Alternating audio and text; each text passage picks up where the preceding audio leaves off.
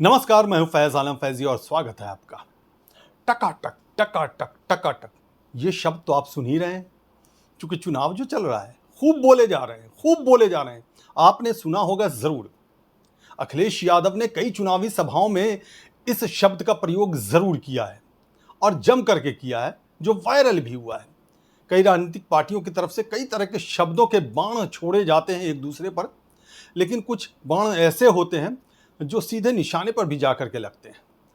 तो उत्तर प्रदेश में कुल 80 लोकसभा की सीटें हैं और इस बार अखिलेश यादव की समाजवादी पार्टी का गठबंधन कांग्रेस से है। कांग्रेस 17 सीटों पर चुनावी मैदान में है और इस एक बार फिर से आपको याद होगा 2017 विधानसभा चुनाव में जब सपा और कांग्रेस का गठबंधन हुआ था तो खूब प्रचार हुए थे और एक गाने को इंट्रोड्यूस किया गया था, सामने ला करके मतदाताओं को लुभाने की भी कोशिश की गई थी कि उत्तर प्रदेश को ये जोड़ी पसंद है।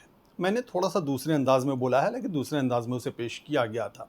लेकिन राहुल गांधी ने निरंतर कोशिश की है, इससे इनकार नहीं किया जा सकता है। बड़ी मेहनत की है उन्होंने, इससे इनकार नहीं किया जा सकता। जो उनके विरोधी हैं वो भी इस बात को अब मानते हैं कि राहुल गांधी की जो मेहनत है वो धीरे धीरे रंग लाती दिखाई दे रही है। हालांकि ये रंग किस हद तक लाती है, ये जब नतीजे आएंगे तभी तस्वीर साफ हो पाएगी।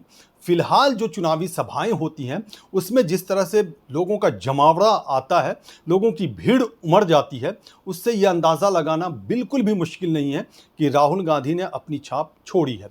अखिलेश यादव का अपना दबदबा है ही। उत्तर प्रदेश में प्रमुख विपक्षी पार्टी है समाजवादी पार्टी। उत्तर प्रदेश में आपको याद होगा कि इस बार 2022 के हुए विधानसभा चुनाव में समाजवादी पार्टी दूसरी बड़ी राजनीतिक पार्टी बनकर के उभरी थी और बीएसपी को सिर्फ एक सीट पर कामयाबी मिली थी।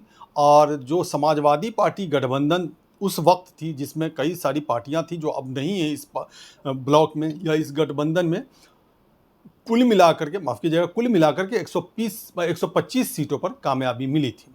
तो अखिलेश यादव और राहुल गांधी एक साथ कई चुनावी सभाओं में देखे गए जहां लोगों का हुजूम रहा, लोगों की भीड़ रही। आपने देखा कि फूलपुर में तो इतनी ज़्यादा भीड़ आ गई, इतनी ज़्यादा भीड़ आ गई कि वहां लोग बेकाबू हो गए। नतीजा ये हुआ कि अखिलेश यादव और राहुल गांधी चुनावी सभा को संबोधित किए बगैर ही लौट गए। ये लोगों का उत्साह कह लें या लोगों का जोश कह लें, जज्बा कह लें, जो भी कह लें, आपकी मर्जी, आप अपने हिसाब से इसे परिभाषित कर लें। और विरोधी पार्टी जो है यानी कि सपा और कांग्रेस की विरोधी पार्टियां जो हैं, खास करके भाजपा, इसे दूसरे अंदाज में पेश करने की कोशिश करी, परिभाषित कर रही है। हालांकि ये अधिकार तो तमाम राजनीतिक पार्टियों को है जो अपने अपने अनुसार इस तरह की परिभाषा विकसित करती रहती हैं। तो राहुल गांधी इस बार रायबरेली से चुनावी मैदान में है। सोनिया गांधी कभी चुनावी मैदान में वहां से हुआ करती थी, 4 बार सांसद भी रही हैं वहां से, लेकिन इस बार राहुल गांधी रायबरेली से चुनावी मैदान में है। अमेठी उन्होंने छोड़ दिया। पिछली बार 2019 में उन्हें शिकस्त का सामना करना पड़ा था। हालांकि केरल के वायनाड से वो चुनाव जीत गए थे। इस बार भी वायनाड से वो उन्होंने चुनावी मैदान में अपनी किस्मत आजमाई है। उनकी किस्मत ईवीएम में कैद भी हो गई है। नतीजे के बाद वहाँ की भी तस्वीर साफ होगी। तो सोनिया गांधी ने खुद रायबरेली पहुंच करके लोगों को संबोधित करते हुए कहा कि मैं अपना बेटा आप लोगों के हवाले करती जा रही हूं। चूँकि रायबरेली का एक इमोशनल कनेक्शन है गांधी परिवार से, इससे इनकार नहीं किया सकता। अमेठी का भी है, इससे भी इनकार नहीं किया सकता। तो राहुल गांधी रायबरेली में 5वें चरण में, उनकी किस्मत भी ईवीएम में कैद हो चुकी है। 4 तारीख को तस्वीर बिल्कुल साफ हो जाएगी। अखिलेश यादव और राहुल गांधी जहां जहां जा रहे हैं समा बंधता दिखाई दे रहा है और कई जगह उन्होंने चुनावी सभाओं को संबोधित किया है। जैसा कि मैंने पहले ही कहा कि बड़ी संख्या में लोग वहां उपस्थित होते हैं, मौजूद होते हैं और तालियों की गड़गड़ाहट के बीच में ये दोनों लोगों को संबोधित करते हैं, मतदाताओं को आकर्षित करने की कोशिश करते हैं, जैसे कि दूसरी राजनीतिक पार्टियां भी करती हैं। एक दूसरे पर निशाने भी साधे जाते हैं। रोड शोज़ भी किए गए हैं, उसमें भी बड़ी संख्या में लोग उसमें शामिल हुए, आपने देखा। तो राहुल गांधी और अखिलेश यादव की जोड़ी इस बार कुछ और कहानी लिखती नज़र आ रही है, ऐसा माना जाने लगा है अभी से।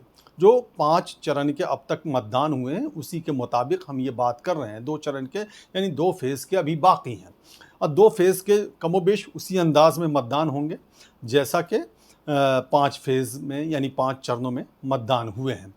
तो राहुल गांधी, आपको याद होगा, हाँ, ये बोलना ज़रूरी हो जाता है कि राहुल गांधी ने भारत जोड़ो यात्रा की थी, भारत जोड़ो न्याय यात्रा की थी, उसका भी काफ़ी इम्पैक्ट पड़ा, उसका भी काफ़ी सकारात्मक प्रभाव पड़ा और लोग जुड़े हैं कांग्रेस से। हालांकि कांग्रेस के कई बड़े नेता कांग्रेस को छोड़ भी गए हैं, जिसको लेकर के कई तरह की दलीलें पेश की जा रही हैं, कई तरह की विवेचनाएं हो रही हैं, कई तरह के आरोप भी लगाए जा रहे हैं और कहीं कहीं ये आरोप सही भी लगता दिखाई देता है। उसकी वजह यह है कि कई ऐसे कांग्रेसी नेता जिन पर भ्रष्टाचार के गंभीर आरोप भाजपा की तरफ से लगाए गए, वही भारतीय जनता पार्टी में जाकर के शामिल हो गए। बहरहाल अभी चुनाव है, तो चुनाव में इस तरह की चुनावी सरगर्मियां देखने को मिलती रही हैं। इस बार थोड़ी तल्ख है ज़बान लोगों की, जिससे बचना चाहिए।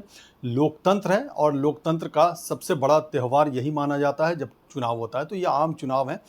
2 बार भारतीय जनता पार्टी ने पूर्ण बहुमत के साथ केंद्र में सत्ता पर काबिज होने में कामयाबी हासिल की है। इस बार क्या कुछ होता है ये देखने वाली बात है, लेकिन जो विशेषज्ञ हैं वो ये अभी से मान रहे हैं, जो राजनीतिक विश्लेषक हैं वो अभी से ये मान रहे हैं कि इस बार चुनाव आसान नहीं है। इंडिया ब्लॉक ने जिस मजबूती के साथ गठबंधन किया और जिस मजबूती के साथ खुद को पेश किया है, और उसका नतीजा चुनावी नतीजों में देखने को ज़रूर मिलेगा। खास करके उत्तर प्रदेश चूँकि बड़ा राज्य है, जैसा कि मैंने पहले ही कहा कि 80 लोकसभा की सीटें हैं। आपको याद होगा कि 2019 में हुए लोकसभा चुनाव में 64 सीटों पर एनडीए को जीत मिली थी, 62 पे तो अकेले भारतीय जनता पार्टी को जीत मिली थी। 10 पे बीएसपी और सपा एक साथ चूँकि चुनावी मैदान में थी, तो 10 पे बीएसपी को, 5 पे सपा को, 1 पे कांग्रेस को जीत मिली थी। इस बार क्या कुछ होता है ये देखने वाली बात होती है। लेकिन दोनों की चुनावी सभाओं में, यानी अखिलेश यादव और राहुल गांधी की चुनावी सभाओं में जिस तरह से लोगों का जमावड़ा देखा जा रहा है, लोगों की भीड़ देखी जा रही है, उससे ये संकेत मिलते दिखाई दे रहे हैं कि इस बार इन दोनों ने अपनी छाप ज़रूर छोड़ी है, उसका असर होता दिखाई दे रहा है। और ये असर नतीजों में कितना दिखाई देगा इसके लिए थोड़ा इंतज़ार करना पड़ेगा आपको भी और हमें भी। तो जब तक के लिए हमें इजाज़त दीजिए। हमारे चैनल को लाइक करें, सब्सक्राइब करें और वीडियोस को शेयर ज़रूर करें। नमस्कार।